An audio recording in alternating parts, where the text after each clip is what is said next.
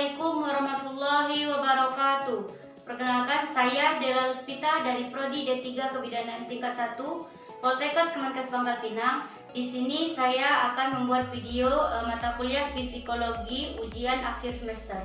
Selamat menyaksikan videonya. Baiklah, di sini saya akan menjelaskan tentang adaptasi psikologi pada anak dan bayi sesuai tahap perkembangannya. Baiklah, pertama, pengertian dan ciri-ciri perkembangan. Perkembangan adalah perubahan yang progresif dan kontinu atau berkesinambungan dalam diri individu mulai lahir sampai mati. Pengertian lainnya yaitu perubahan-perubahan yang dialami berlangsung secara sistematis, progresif, dan berkesinambungan baik menyangkut fisik maupun psikis. Selanjutnya yaitu saya akan menjelaskan tentang fase-fase perkembangan. Apakah kalian sudah tahu apa fase-fase perkembangan? Yang pertama yaitu periodisasi yang berdasar biologis, yang kedua periodisasi yang berdasarkan psikologis, dan yang ketiga periodisasi yang berdasarkan didaktis. Baiklah, di sini saya akan menjelaskan tentang masa bayi lahir atau newborn. Masa ini dimulai dari sejak bayi lahir sampai bayi berumur 10 atau 15 hari. Jadi dalam perkembangan manusia, masa ini merupakan fase pemberhentian atau plateau stage. Artinya masa ini tidak terjadi pertumbuhan atau perkembangan lainnya. Selanjutnya, masa bayi. Masa ini dimulai dari umur 2 minggu. Selanjutnya, masa bayi atau babyhood. Masa ini dimulai dari umur 2 minggu sampai umur 2 tahun. Masa ini dianggap sebagai periode kritis dalam perkembangan kepribadian seseorang atau bayi tersebut, karena merupakan periode ini di mana dasar-dasar untuk kepribadian dewasa pada masa ini diletakkan atau dibentuk. Selanjutnya saya akan menjelaskan tentang masa kanak-kanak awal atau early childhood. Awal masa kanak-kanak berlangsung dari 2 sampai 6 tahun. Masa ini dikatakan prakelompok karena pada masa ini anak-anak mempelajari dasar-dasar perilaku sosial dalam kehidupan. Selanjutnya saya akan menjelaskan tentang masa kanak-kanak akhir atau later childhood. Akhir masa kanak-kanak atau masa anak sekolah ini berlangsung dari umur 6 tahun sampai umur 12 tahun. Karena apa? Karena dinamakan masa kanak-kanak akhir atau masa anak sekolah ini dengan masa intelektual, di mana anak-anak telah siap untuk mendapatkan pendidikan di sekolah, di luar untuk berpendidikan, dan juga masa ini disebut masa yang perkembangannya bertumbuh atau berkembang pesat pada aspek intelektual. Baik, selanjutnya saya akan menjelaskan tentang keadaan psikologi bayi dan anak. Pertama, perkembangan psikologi pada bayi. Masa bayi berlangsung selama 2 tahun pertama kehidupan setelah periode bayi baru lahir selama 2 minggu. Masa bayi sering dianggap sebagai keadaan tidak berdaya, di mana setiap hari belajar untuk semakin mandiri, sehingga di akhir masa bayi dikenal sebagai anak kecil yang baru belajar seperti berjalan, baru belajar makan sendiri, baru belajar untuk beradaptasi sesama lingkungannya, sesama teman-teman di sekitar. Dan masa ini banyak ahli berkeyakinan demikian, seperti Freud yang percaya bahwa penyesuaian diri yang kurang baik pada masa dewasa bermula dari pengalaman-pengalaman masa kanak-kanak yang kurang baik. Aspek yang memegang peranan penting dari bayi adalah sekitar mulutnya. Karena apa? Biasanya bayi ini terkadang misalnya ada bekas makanan yang jatuh, mereka ambil langsung makan. Kita tidak tahu bahwa makanan jatuh tersebut sudah ada misalnya bakterinya, sudah tidak bersih, sudah kotor. Jadi pada masa beberapa bulan pertama ini kita melihat di daerah-daerah mulutnya, karena itu yang paling fatal. Mulut Karena mulut itu bukan hanya alat untuk makan dan minum, tetapi juga alat komunikasi dan rasa senang melalui sentuhan dengan mulutnya. Baru selanjutnya dengan mata. Setelah itu telinga dan tangan yang berperan sebagai alat penghubung dengan dunia luar. Pada tahun kedua, seorang bayi telah mulai belajar berdiri sendiri di samping ketergantungannya yang masih sangat besar terhadap orang tuanya. Bayi berusaha memecahkan beberapa permasalahan yang dihadapi. Hal ini sangat berpengaruh besar terhadap perkembangan kepribadian bayi tersebut. Karena pada tahun berikutnya anak itu akan mulai dapat mengontrol cara-cara buang air kecil, buang air besar, misalnya seperti yang saya katakan tadi, makan sendiri, minum sendiri, beradaptasi dengan sesama-sesamanya, dan ada juga beberapa tugas perkembangan pada masa bayi dan awal masa kanak-kanak yang dikemukakan oleh seorang tokoh psikologi perkembangan Hafiz Hurst 1972. Pertama, belajar makan makanan padat. Yang kedua, belajar berjalan. Yang ketiga, belajar berbicara. Dan yang keempat, belajar mengendalikan pembuangan kotoran tubuh. Dan yang kelima, mempelajari perbedaan peran seks. Yang keenam, mempersiapkan diri untuk membaca. Dan ketujuh, belajar membedakan benar dan salah, mulai mengembangkan hati dan nurani. Selanjutnya, perkembangan bicara. Bicara merupakan sarana berkomunikasi. Dalam berkomunikasi, minimal ada dua keterampilan yang perlu dikuasai: kemampuan menangkap pesan dari orang lain dan kemampuan menyampaikan pesan dari orang lain tersebut. Jadi, tugas kedua dalam berkomunikasi adalah belajar berbicara. Komunikasi dengan cara mereka sendiri yang disebut bentuk-bentuk pembicara. Misalnya bayi itu biasanya kalau masih belajar berbicara, pasti bicaranya itu belum jelas. Misalnya mau makan, dia pasti ngomongnya mau mamam misalnya begitu. Terus ada 3 tugas yang cukup sulit dalam belajar berbicara pada bayi. Pertama, pengucapan yang saya katakan tadi pasti tidak jelas. Yang kedua, kosakata. Kosakatanya pasti belum lengkap, belum jelas juga, belum efektif. Yang ketiga, kalimatnya. Karena kalimat bayi yang pertama muncul bisa terjadi di antara usia biasanya 2 dan 18 bulan. Setelah itu, pola emosi pada bayi. Pola emosi pada bayi didominasi dengan emosi menyenangkan dan emosi tidak menyenangkan. Karena apa? Karena bayi itu yang mendapat perawatan fisik yang memadai.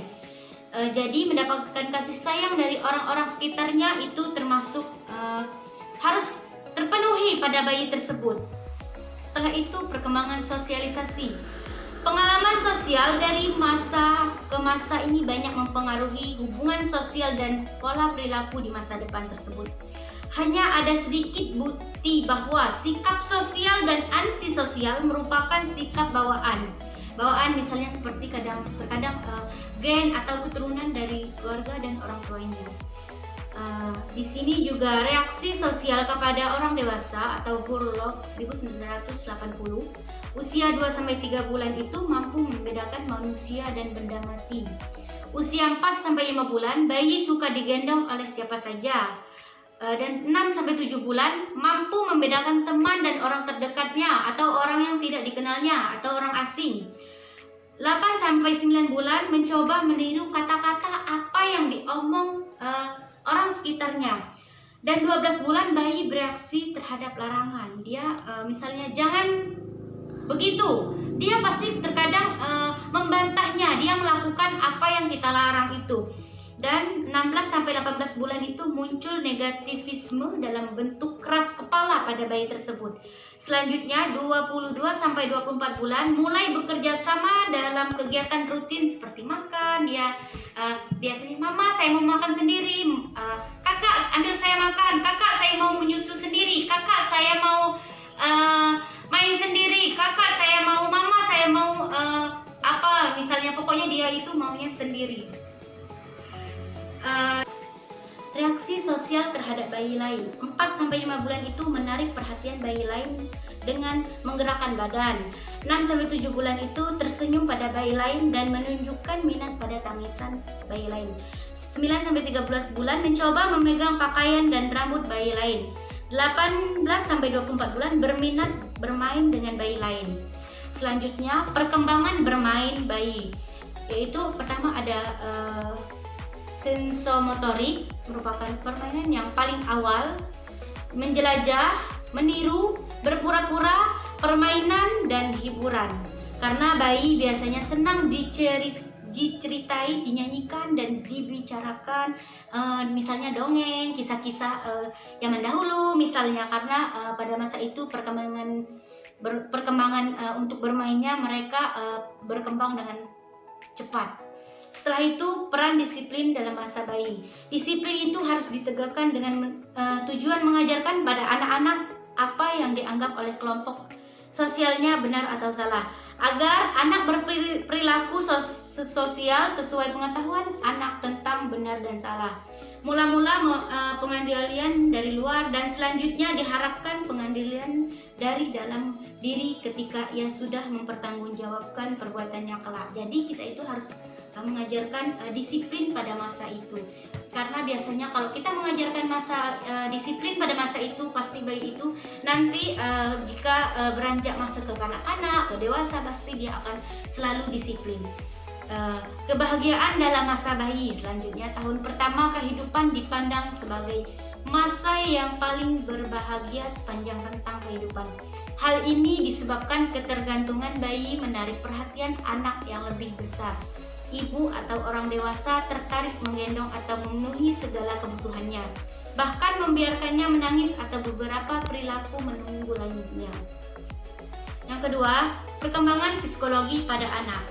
Anak diartikan sebagai seorang yang berusia kurang dari 18 tahun dalam masa tumbuh kembang atau tumbang dengan kebutuhan khusus, baik kebutuhan fisik, psikologis, sosial, spiritual, menurut Aziz Alimul 2005. Pasal 1 ayat 1 Undang-Undang Nomor 23 Tahun 2002 tentang perlindungan anak menyatakan anak adalah seseorang yang belum berusia 18 tahun, termasuk anak yang masih dalam kandungan, yaitu anak adalah individu yang unik dan bukan orang dewasa mini.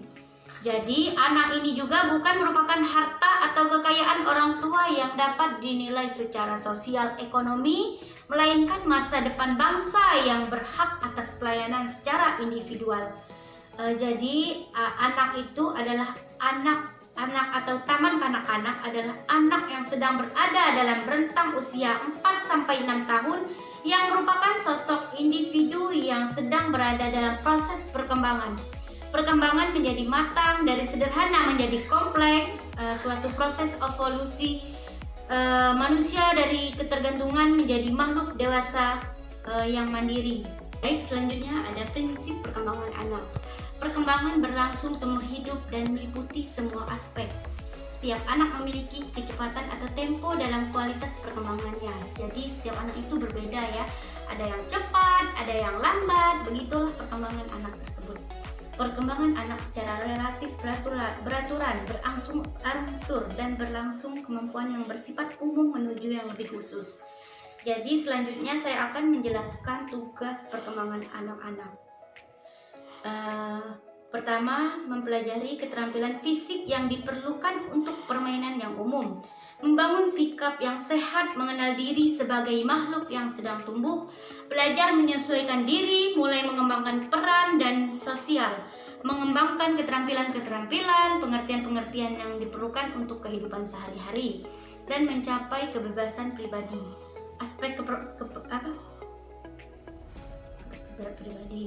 Aspek perkembangan anak ada perkembangan fisik, perkembangan motorik, ada dua itu perkembangan aspek perkembangan anak. Dan yang terakhir, selanjutnya saya akan menjelaskan faktor yang mempengaruhi perkembangan psikologi. Ada yang tahu berapa faktor yang mempengaruhi perkembangan psikologi. Yang pertama itu ada faktor keluarga, karena paling fatal di faktor ini. Baiklah, selanjutnya saya akan membahas tentang faktor yang mempengaruhi perkembangan psikologi pada anak maupun bayi. Pertama itu faktor keluarga. Yang kedua faktor kematangan.